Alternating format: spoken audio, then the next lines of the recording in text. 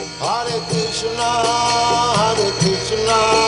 Krishna Krishna, Hare Hare, Hare Rama, Rama Rama, Hare Hare. Hare Krishna, Krishna Krishna. And now chapter 4, Neither Birth Nor Death. From Canto 6, Chapter 1, texts 28 through 29 of the Srimad Bhagavatam.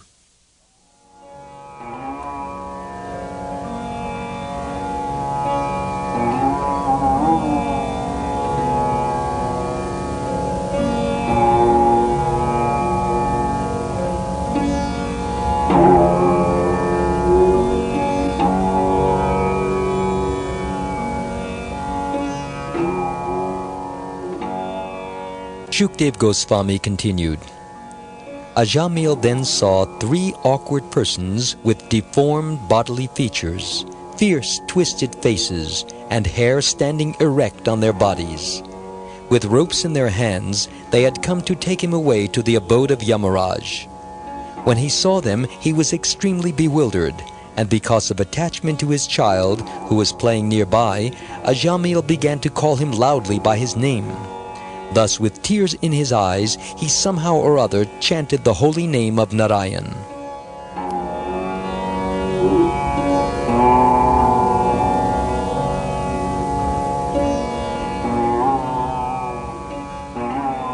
Purport.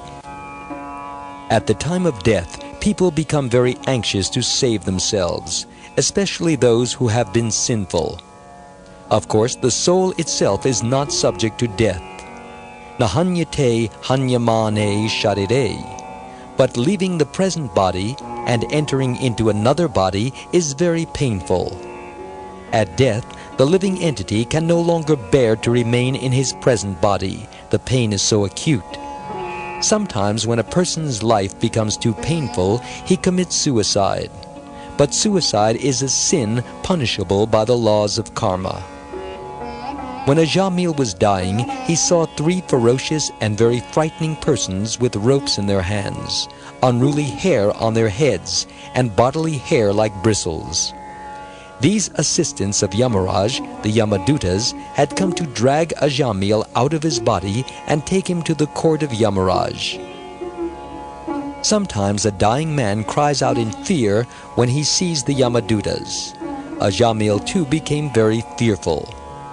Fortunately, even though Ajamil was referring to his son, he chanted the holy name of Narayan, and therefore the order carriers of Narayan, the Vishnu Dutas, also immediately arrived there.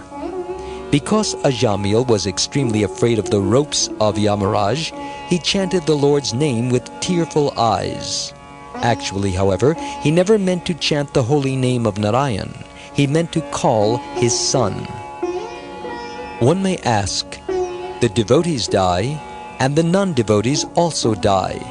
What is the difference? It is like this. The mother cat may catch a rat and carry it in her mouth, and she also carries her kittens in her mouth. It is the same mouth, but the kittens are comfortable and safe, whereas the rat is feeling the jaws of death. Similarly, at the time of death, the devotees are transferred to the spiritual realm, Vaikuntha, whereas the ordinary sinful man is dragged down to the hellish regions by the Yamadutas, the constables of Yamaraj. This was apparently to be Ajamil's fate. In the Bhagavad Gita, chapter 4, verse 9, Krishna says, Janma karma chame divyam, which means, quote, My appearance and disappearance are spiritual, transcendental. They are not ordinary, unquote. Why does Krishna appear in this world? That he explains in the previous verse of Bhagavad Gita, chapter 4, verse 8.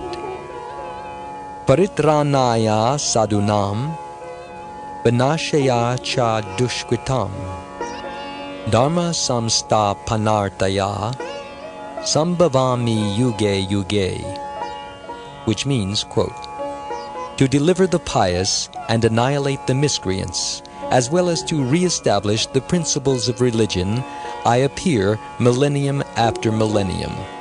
Unquote. God's only business is to protect the faithful devotees and to kill the demoniac. Therefore we find Lord Vishnu pictured with his weapons, the club and chakra or disc, for protecting the devotees, and the lotus flower and conch for their benediction.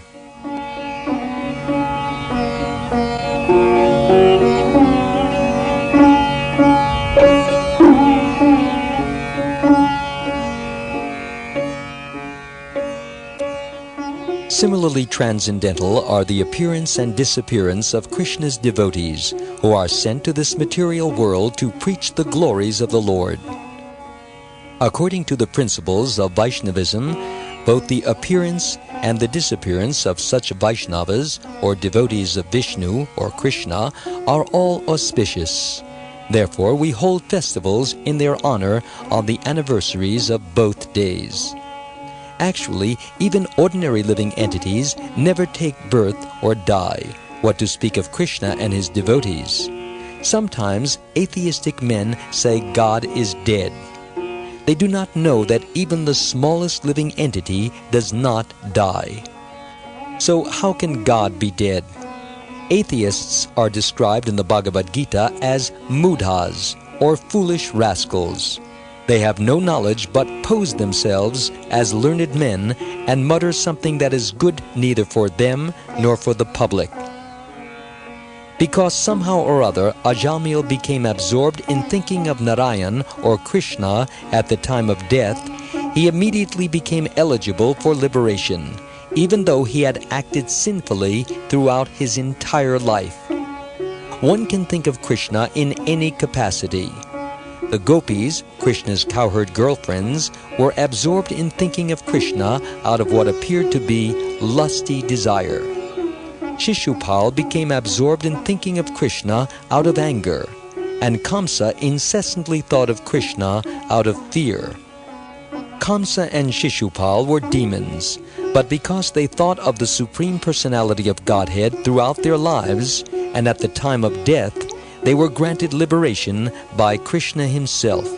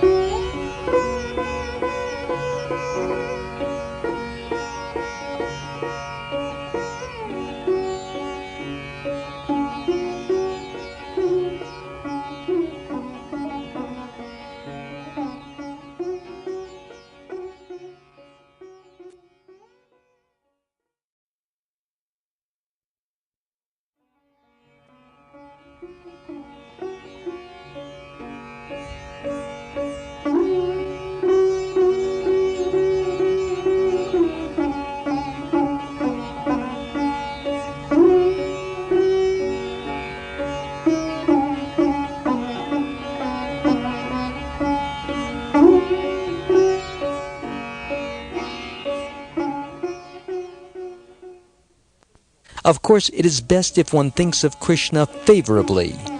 Bhakti or devotional service means thinking favorably of Krishna. Shishupal and Kamsa were not devotees because the word devotee implies someone who is favorably disposed toward Krishna. Thinking of Krishna in the opposite way, however, is also accepted by Krishna. Krishna is so kind that anyone who thinks of him always, even as an enemy, becomes the greatest yogi and attains liberation.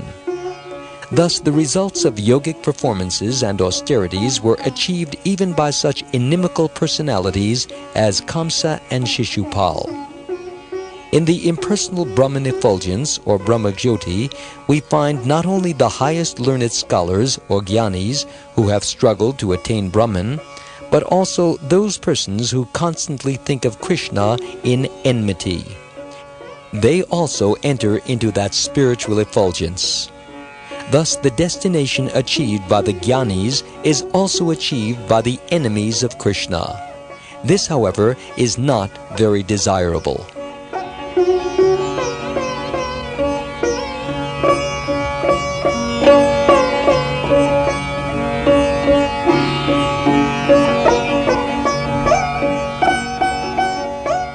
A living entity can remain for some time in the Brahman effulgence or Brahmajyoti as a tiny, shining spiritual particle. As there are many molecular particles of sunshine, similarly, the living entities can live as small particles of spiritual effulgence in the Brahmajyoti. But they are subject to fall down into this material creation again. By nature, the living entities want varieties of sense enjoyment, but in that impersonal existence, there are no varieties of enjoyment. So when they desire to enjoy, they have to come again to this material world. Therefore, if one merges into the Brahman effulgence, there is every chance of falling down. Krishna's devotees do not desire liberation because their only interest is to be engaged in devotional service to Krishna, whether in the material world or in the spiritual world. Still, by the mercy of Krishna, they attain liberation by being elevated to the planet of Goloka Vrindavan, the residence of Krishna, where the material miseries of birth, death, old age, and disease are conspicuous by their absence. Thus, a devotee's position is different from that of the impersonalists and jnanis. The devotee's position is very exalted. He also passes through the Brahman effulgence, but he is not attracted to it. He is attracted to the Vaikuntha planets, especially Goloka Vrindavan, where the Supreme Personality of Godhead lives eternally with his associates.